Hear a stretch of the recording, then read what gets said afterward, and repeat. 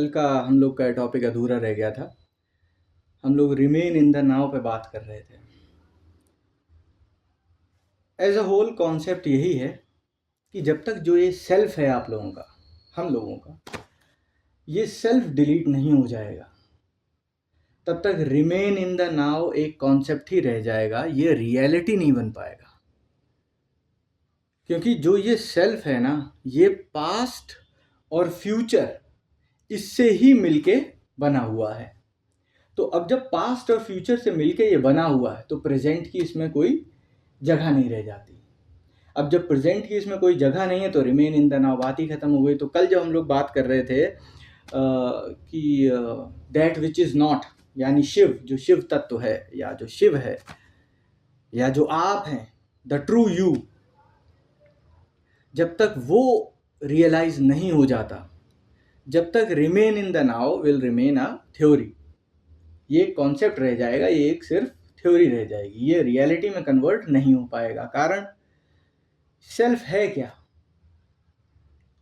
Self आप जो future के बारे में सोचते हैं, जब बचपन से लेकर बड़े होने तक एक बच्चे के भीतर वो पूरा किशोरावस्था और वो बूढ़ा, जब तक वो बढ़ता रहता है, जब तक जिंदा है, जब तक वो है, तब तक एक कंटिन्यूस डेटा फीडिंग चलती रहती है। आपको कोई बता रहा है आप मेरे चाचा हो, आप मेरे ताऊ हो, ये तुम्हारा भतीजा है, ये भांजा है, पिता हो, माँ हो, ये हो, वो हो, डॉक्टर हो, लड़का हो, लड़की हो, हिंदू हो, मुसलमान हो, एंड सो ऑन। ये क्या है? ये डेटा फीडिंग है। ठीक है, ये आपके ब्रेन में डेटा फीड होता रहता है। ये डेटा फीडिंग आपका एक सेल्फ क्रिएट करता है। अब ये सेल्फ ये कह रहा है, कोई थ्योरी मानकर कि आपने किसी गुरु को सुन लिया या कोई कोट पढ़ ली, उसमें लिखा हुआ है रिमेन इन द प्रेजेंट और रिमेन इन नाउ। ठीक है, अब ये जो सेल्फ जो पास्ट के डेटा से मिलकर बना है, वो कंसर्न होता है कि कल को फ्यूचर में इस सेल्फ के ऊपर, जो कि पास्ट का सिर्फ डेटा है, वो एक्चुअली है कुछ नहीं, just data gathered from different events along with, है ना, पूरी जर्नी जो लाइफ की है, उस पूरी जर्नी में जो ये इकट्ठा किया हुआ डेटा है, ये अपने आप का एक सेंटर पॉइंट क्रिएट करता है। ये जो सेंटर पॉइंट है, ये सेंटर पॉइंट अब ये सोचता है इन फ्यूचर कहीं कुछ ऐसा ना हो जाए कि इस सेंटर पॉइंट पे कोई आंच आ जाए, कोई प्रॉब्लम आ जाए। इसे लेकर फियर होता है, ये होता है, वो होता है। ठीक है, ये सारी बातें हम सब लोग जानते हैं। अब क्या प्रॉब्लम आती है? अब आपने कहीं कोई प्रवचन सुन लिया, कहीं किसी गुरु को सुन लिया, कोई कोट पढ़ ली, कुछ ऐसा ज्ञान आपने हासिल कर लिया जिससे आपको ये पता लगा कि remain in the now is the key. यही एक की है, remain in the present. Present में रहना है, प्रेजेंट में रहना है। प्रेजेंट में रहेगा कौन? प्रेजेंट में रहेगा तो ये सेल्फ ही। इस सेल्फ के पॉइंट ऑफ व्यू से आप सोच रहे हो कि इस सेल्फ को प्रेजेंट में रहना है। ये This itself is a contradictory statement. Self cannot remain in the present because self is a bundle of past and the worries of future. तो ये जो सेल्फ है ये कभी प्रेजेंट में रह ही नहीं सकता, क्योंकि सेल्फ पास्ट और फ्यूचर का ही एक बंडल है। पास्ट और फ्यूचर को हटा दो, जो बच रहेगा वो प्रेजेंट है। अगेन, जब पास्ट और फ्यूचर डिलीट हो गए तो सेल्फ डिलीट हो गया। अब सेल्फ डिलीट अगर हो गया तो फिर ना पास्ट बचा ना फ्यूचर बचा, क्या बचा? प्रेजेंट। वही प्रेजेंट, इसीलिए कहा गया है God is here and now, live here and now. यहीं पे रहें, यहीं सत्य है, कहीं नहीं जाना है। ये सारी बातें सुन के ऐसा लगता है कि नहीं हमें यहाँ रहना है। अरे तुम्हें यहाँ नहीं रहना है, तुम यहाँ हो ही नहीं सकते हो, बिकॉज तुम या फ्यूचर में होते हो या पास्ट में होते हो। जब तुम नहीं होते हो तो जो रह जाता है वो यही है। अब ये जैसे भी आपको समझना है इसे समझ लीजिए। सिंपलेस्ट फॉर्म ऑफ अंडरस्टैंडिंग है remain in the now, remain in the present की।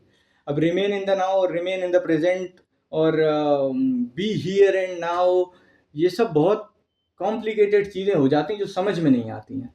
सिंपल सा फैक्ट यही है, यही शिव है, जो नहीं है वो यही है, यही आप हो। इसीलिए कहा जाता है कि तुम्हारे भीतर भगवान है, कण कण में भगवान है। Everything is in present except from human beings. हम लोगों के अलावा सब प्रेजेंट में ही है। जानवर भी अपना खाना खाते हैं, सो जाते हैं।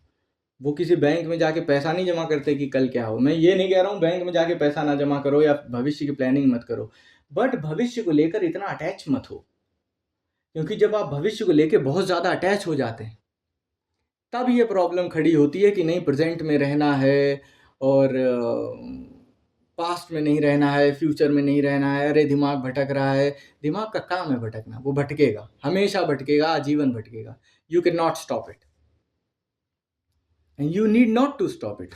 आप दिल को, अपनी जो नसों में खून दौड़ रहा है इसको, अपनी पलकों को झपकने से, फेफड़ों को सांस लेने से, किसी और चीज को रोकने का प्रयास करते हो। दिमाग के पीछे क्यों पड़े हुए हो?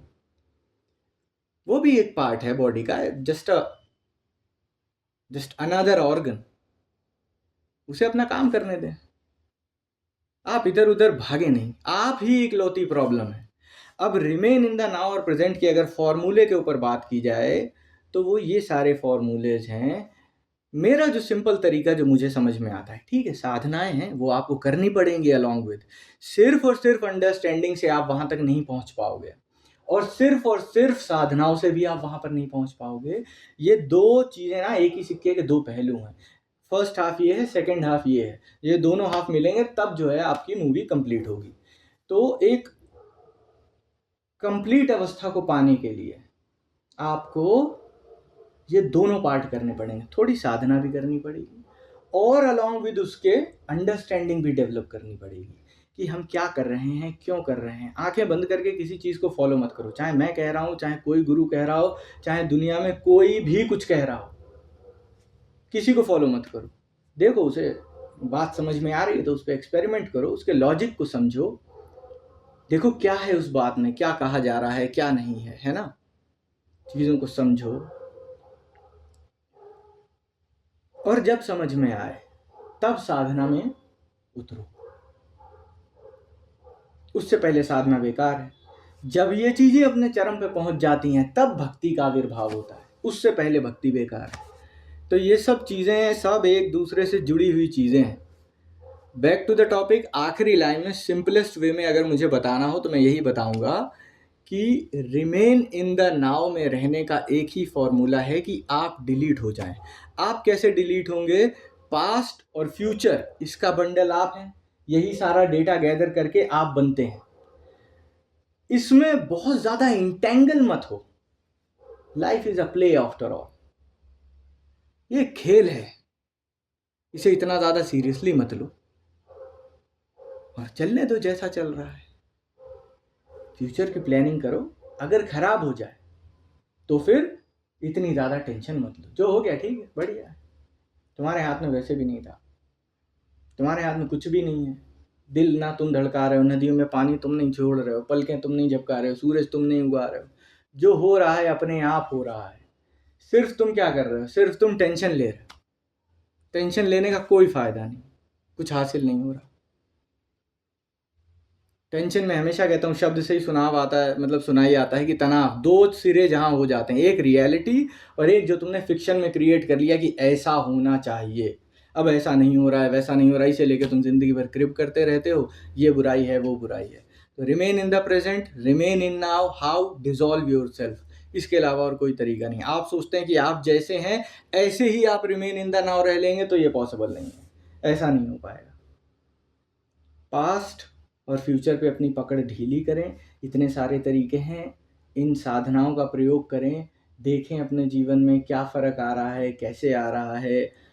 धीरे धीरे साधनाओं का समय बढ़ाएं, उनमें तल्लीनता बढ़ाएं, शांति को खोजें। 24 घंटे भागे भागे ना रहें। धीरे धीरे process, it's a long process. अब जब से आप पैदा हुए हो, जो भी आपकी उम्र है, 10 साल, 20 साल, 50 साल या जो भी उम्र है, इतने साल आपने सिर्फ डेटा कैप्चर किया है। अब इस डेटा को थोड़ा समय दो, थोड़ा धीरे धीरे इसे डिसॉल्व होने का मौका दो। जैसे जैसे ये डिसॉल्व होगा वैसे वैसे you will not even realise कि धीरे धीरे प्रेजेंट आ रहा है। तो ये सेल्फ जैसे जैसे डिलीट होता जाएगा, जैसे जैसे डिसॉल्व होता जाएगा, वैसे वैसे रिमेन इन द प्रेजेंट खुद ही वो सिचुएशन आ जाएगी।